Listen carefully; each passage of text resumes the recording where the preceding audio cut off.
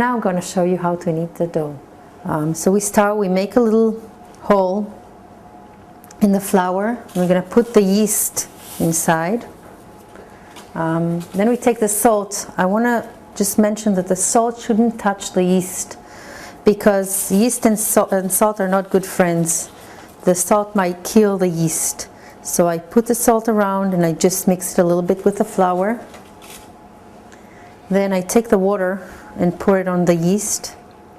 Oil and yeast are not good friends either, so that's why it's better always to put the water first and then to put the oil around it. Now we're starting from the middle.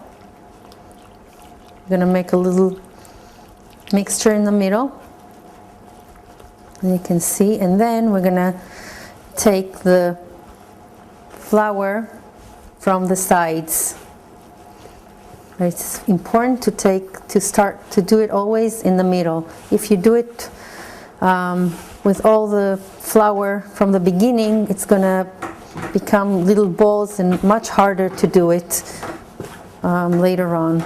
I wanted to mention too that if it stays sticky, you can always add a little flour bit by bit, or if it's too hard and you feel that you can't, that doesn't take all the flour with it, you can always use a little water, but don't pour too much, because then it's going to become sticky. If you use a mixer, you put the flour and the salt first, then you add the water and the oil.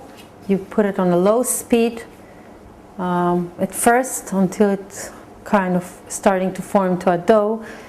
Otherwise it's going to spread. If it's in a very high speed, it's going to sprinkle all your kitchen. And then you leave it for 2 to 3 minutes until it becomes a nice dough. Here is our dough. It's nice and smooth. No bumps and humps. And I'm going to cover it now with the plastic paper that I got for about an hour. It depends on the place where you put it. If it's very warm, it might take an hour. If it's colder, it might take an hour and a half to 2 hours to rise. It needs to double its size.